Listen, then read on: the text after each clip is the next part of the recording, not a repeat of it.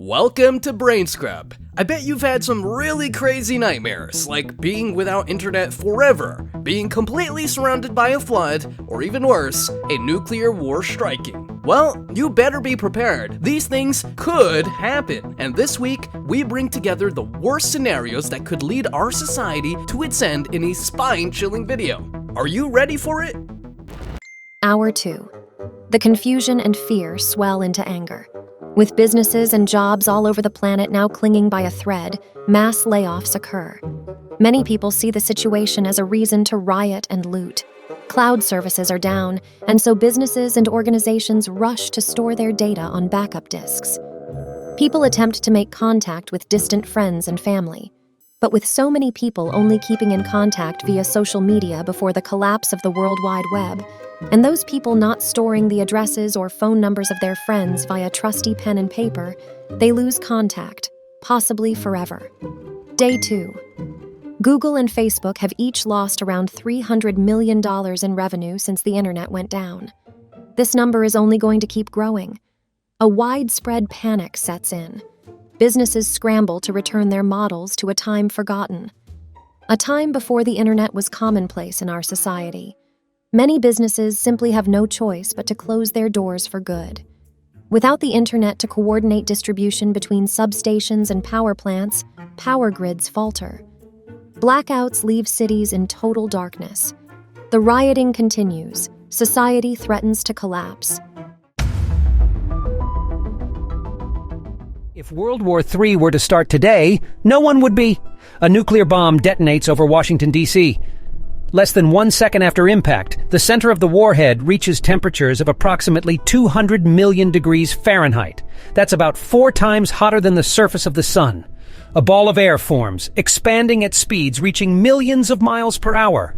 Even though after 1 second, its temperature has now cooled to a still scorching 16,000 degrees Fahrenheit, it now looks like a giant fireball around a mile in diameter. Over 400,000 people lose their lives instantly, and a further 370,000 people are seriously injured. After 5 seconds, the bomb's horrifying fireball now stretches over a kilometer in every direction. For anyone or anything in range, there's simply no escape. This is what you would likely experience were you to find yourself in Washington, D.C. during World War III. But just how devastating would one of these nuclear bombs actually be? We can compare the nuclear weapons of 2022 to those that put an end to the Second World War. In 1945, the United States initiated the surrender of the Japanese armed forces by dropping a 15-kiloton atomic bomb on the city of Hiroshima. Deviously dubbed Little Boy, this bomb resulted in the deaths of over 100,000 people. After the United States dropped a second nuclear bomb just a few days later, Japan surrendered. To this day, these incidents are the only times in which nuclear bombs have been used in conflict. Now, Little Boy is in fact little by today's standards where nukes are concerned. Russia is estimated to currently have nearly 6,000 nuclear warheads in their arsenal, the largest of which is an 800-kiloton bomb. So let's go back to Washington, D.C., where that nuclear warhead has just erupted, and fire is engulfing everything in its path. Every living thing within the blast radius is vaporized, and even people standing 10 kilometers or around 6 miles away suffer third-degree burns from the blast's thermal radiation. The immense heat from the fire gives birth to many more fires in surrounding areas after 10 seconds. 300-mile-an-hour winds carry the extreme heat out of ground zero. After 10 minutes, the smaller fires join forces to create one gigantic, unstoppable wall of flames. Washington, D.C. is engulfed. Temperatures are hot enough to melt concrete. And for those people seeking shelter, we're afraid it's too late. The blast has decimated all buildings in the city, exposing those inside to the incredible heat. The fearsome firestorm rages for 6 hours. Radioactive fallout begins. There is no person left alive within 3 miles of the blast. But the fire itself now covers an area of around 100 miles. After 2 days, the fire has slowed, but the pavement is still too hot for vehicles to drive on. Any survivors left from the blast now have to fight the horrors of radiation poisoning. Many will die of severe sickness over the coming weeks. Radiation is also a long-term concern. Some hotspots in the surrounding area actually remain dangerous for up to 5 years after the blast, and then there are those who make it out without any serious, life-altering injuries, to the naked eye at least. Years after exposure, many will lose their sight. Many will die from cancer. And thanks to the now unavoidable poor living conditions and lack of cleanliness, diseases like pneumonia, infectious hepatitis, and dysentery will claim the lives of many more.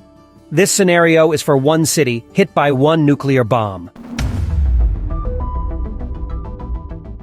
The immediate effect of a missing moon is a drastic change in our oceans. High tides and low tides change by up to 75%, putting every creature living in any coastal region around the world in grave danger. Crabs, snails, mussels, they all need the tides to thrive and to survive. These animals begin to die out. There's a frightening knock-on effect too. The larger animals living in deeper waters, the ones who relied on the coastal animals to survive, are now out of a vital resource, out of food, and all out of luck.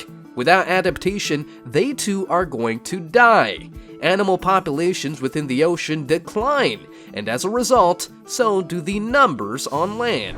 Some animals actually rely on lunar cues in order to reproduce.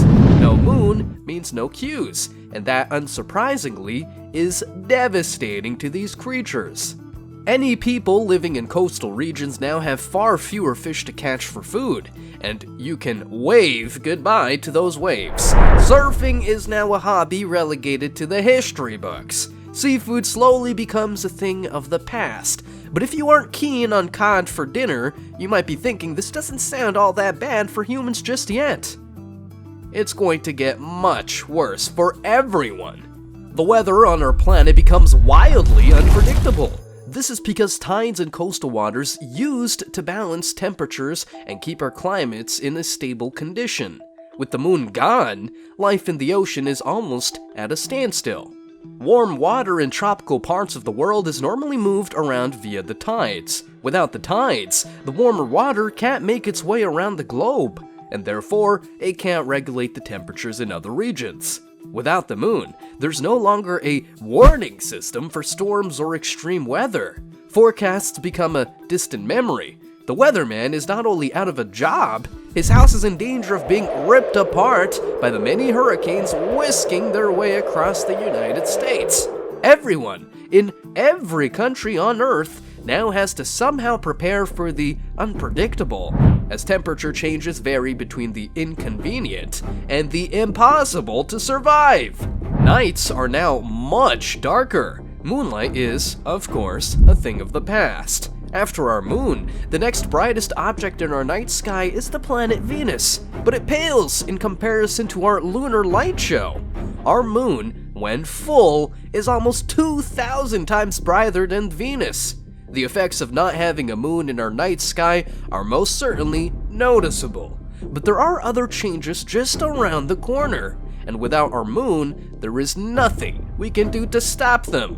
The moon's gravitational attraction was what kept our Earth spinning slow and steady. With the moon now gone, the Earth begins to rotate faster than it did before. Our days get shorter.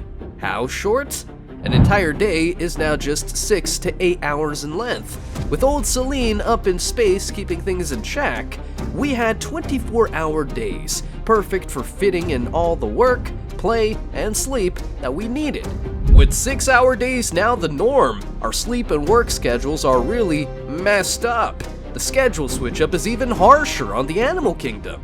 Every animal on the planet now has no routine to go by. Some animals might thrive in this new environment, but many others will suffer horrendous consequences. Think about any predator that uses nighttime to hunt. Not only do nocturnal animals rely on the darkness at certain times of the day, they also rely on the moonlight to give them the visibility they need to stalk their prey. With the moon ceasing to exist, many nocturnal predators would soon follow. We're talking about the extinction of an untold number of creatures. Now, let's talk about the most drastic change that the disappearance of our only natural satellite would cause: a change in the tilt of the Earth's axis. The Earth currently spins on its axis tilted at 23.4 degrees. The moon's gravitational attraction helps keep us in this position. Other planets that don't have any large moons, like Mars for example, have nothing to regulate their tilt. And while the Earth's tilt changes slightly over time, by just a couple of degrees either way, the tilt of Mars changes up to 10 times as much. Take our moon away, and we're going to see one seismic shift to our axial tilt. Some scientists believe that Jupiter's gravitational pull would help regulate the Earth's axis and keep us from wobbling too wildly without our moon. But this is only a theory, and it's possible that Jupiter would have no real effect on our axis at all. Earth's axial tilt is what gives us our seasons: spring, summer, fall, winter. They are all thanks to the gravitational attraction of our moon. If the Earth's axis moved to the point where it had no tilt, we would have no seasons. Or Earth's tilt could become extreme, and we could find ourselves plunged back into an ice age, an extinction-level event of the most frosty and frightening variety. The tilt would also affect how much sunlight we would see each day. Have your sunglasses at the ready, because if, say, we found ourselves on a 97-degree tilt, we'd be stuck with 42 consecutive years of only sunlight. Sounds like an everlasting vacation and a surefire way to get a permanent tan. But after those 42 years are done and dusted, night will fall, and we'll have nothing but total darkness for another 42 years. Of course, this would all mean dangerously sharp changes in temperature in different regions of the world. As the Earth's tilt changes in relation to the sun, the equator may not always be warm, and places like the Arctic would not always be cold. You can imagine just how disastrous this would really be.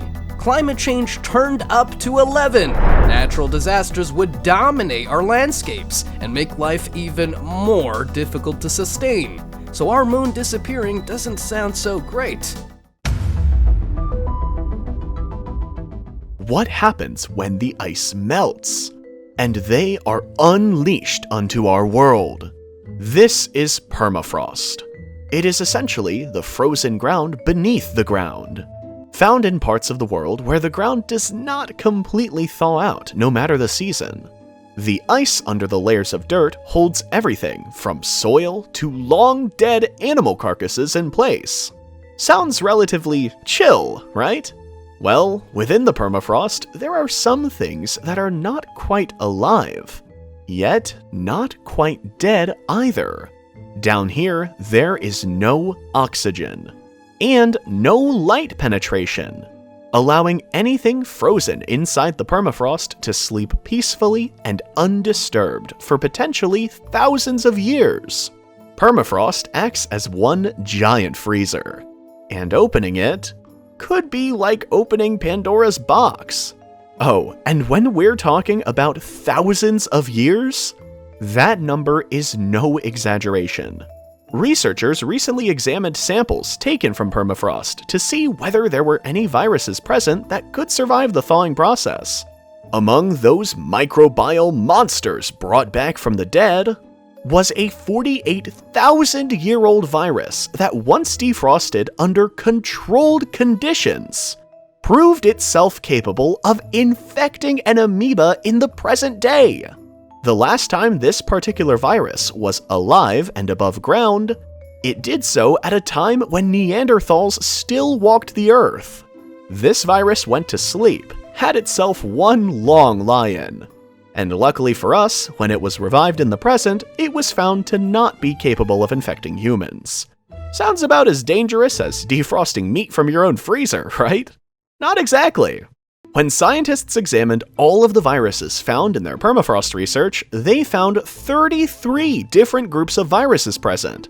Of that 33, 28 were previously unknown, with viruses buried and presumed dead for centuries. Many have dubbed these viruses zombie viruses. And though this name is attributed to the idea that long-dead microorganisms are being brought back to life with the thawing of the permafrost, we can't help but wonder, just how devastating could some of these viruses and bacteria actually be if they were allowed to run riot on our planet today? Could the melting of the ice give way to a virus that causes zombies to walk the Earth? Could we find ourselves living through a pandemic, the likes of which we've only ever seen in a horror movie or a video game? If a virus previously unknown to us were to defrost and declare war against mankind, that could really be The Last of Us. Thanks for watching! Why not hit like on the video and subscribe to our channel?